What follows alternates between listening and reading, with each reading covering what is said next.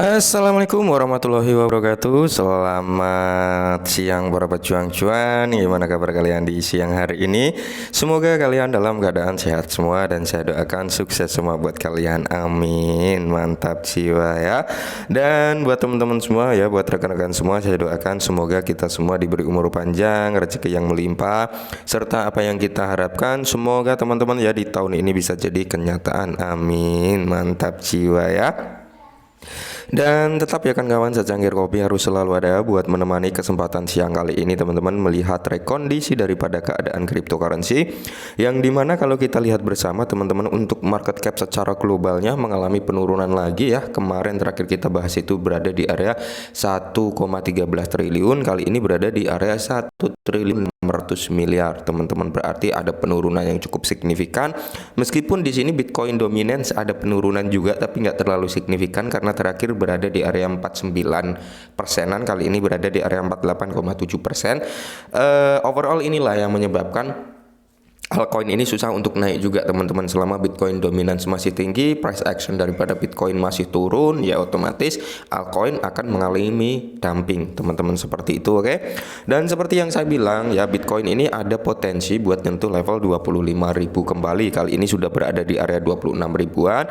Ya teman-teman, kalau kita lihat bersama untuk keadaan market kali ini ya merah merona-rona ya, dalam keadaan bearish teman-teman.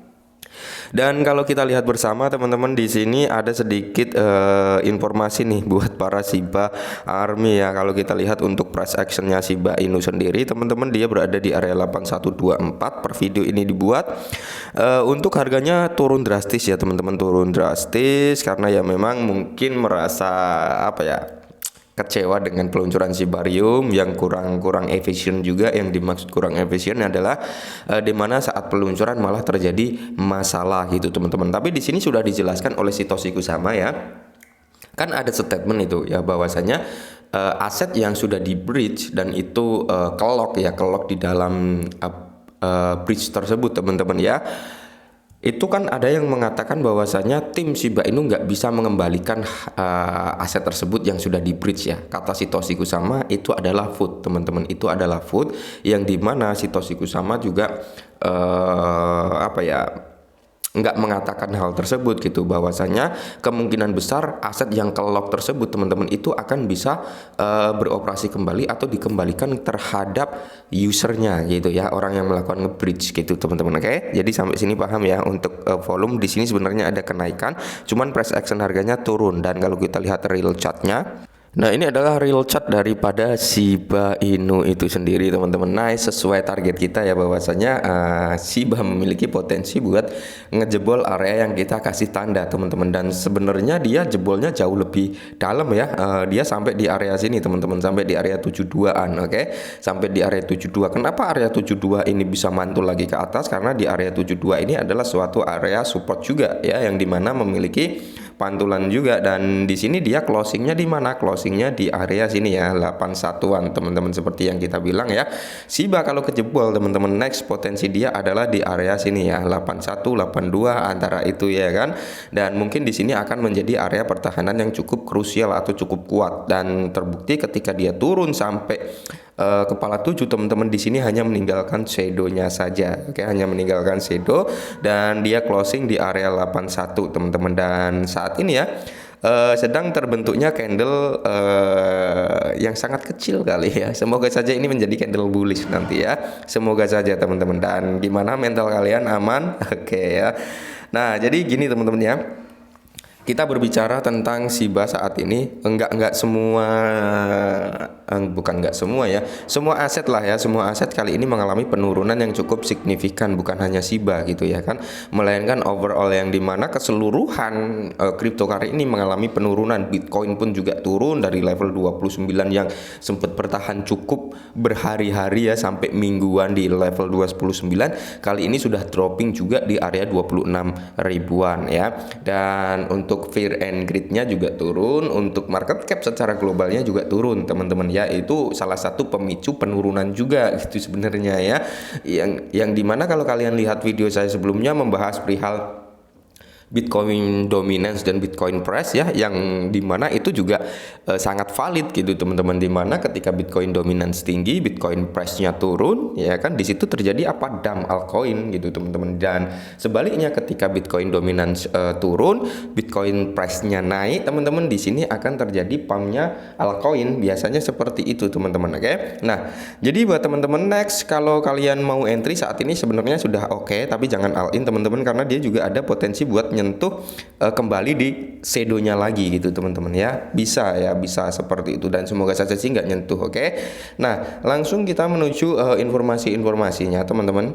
Nah, dimana kalau kita masuk ke Sibarium scan-nya.io teman-teman, saya kesulitan untuk masuk. Kemarin bisa saya masuk untuk ngecek segi transaksi yang ada di Sibarium ya.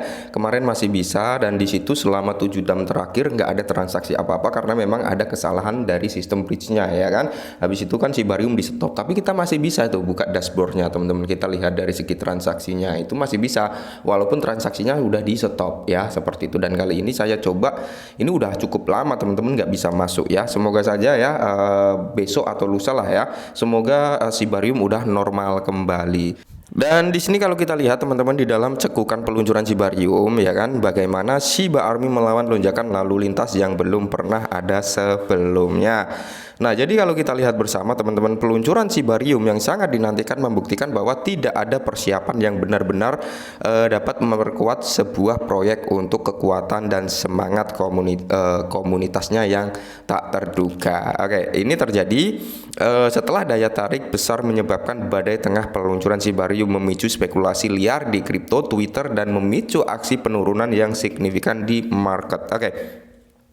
Jadi salah satu pemicu juga kekecewaan daripada Shiba Army tentunya ya, yang dimana event ini, peluncuran ini adalah yang ditunggu-tunggu ya kan para Shiba Army, tapi ketika diluncurkan kok malah terjadi masalah. Mungkin kalau sistem bridge-nya ini nggak bermasalah, Sibarium normal lancar ya, mungkin harganya nggak akan dump seperti ini. Mungkin loh ya, mungkin kalau ada koreksi pasti ada, tapi nggak akan turun sebanyak ini kalau menurut saya pribadi teman-teman ya. Nah, jadi banyak orang yang berspekulasi juga sebenarnya ya, Bang, sebaiknya Sibarium itu bukan luncur di bear market gitu ya, itu kenaikannya nggak akan signifikan, harusnya ya nantilah ketika market udah mulai membaik gitu ya.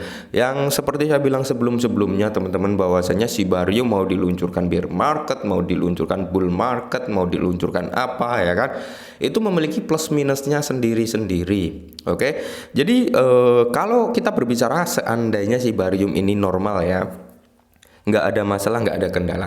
Ketika dia diluncurkan di bear market seperti ini ya, saya pernah bilang bahwasanya kenaikan daripada Shiba Inu mungkin nggak akan terlalu signifikan. Ya, ada kenaikan tapi nggak signifikan teman-teman, dan kenaikannya malah di waktu rumor Sibarium akan di-launching pada tanggal 16 ya kan, itu udah ada kenaikannya. Nah, kenaikan nggak akan signifikan. Kenapa? Karena memang kondisi bear market itu minusnya. Plusnya apa?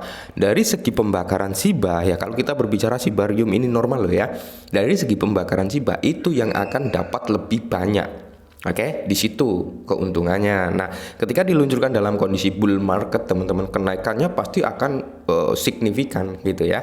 Tapi minusnya teman-teman ya, minusnya pembakaran nggak akan sebanyak ketika terjadi peluncuran di bear market kalau kita berbicara Sibarium dalam kondisi normal. Jadi keduanya sebenarnya ada plus minusnya sendiri-sendiri gitu ya.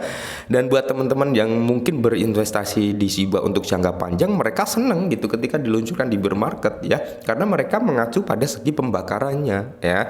Tapi kalau untuk teman-teman yang mungkin ingin segera dapat cuan dalam jangka pendek, mereka pasti senangnya ketika bull market diluncurkannya gitu teman-teman ya.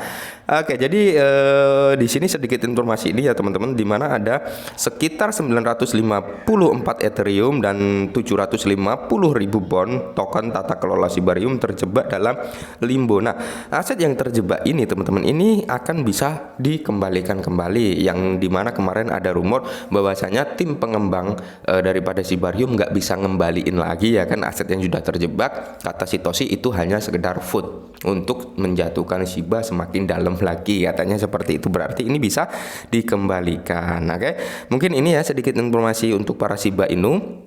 Semoga bermanfaat ya. Salam cuan.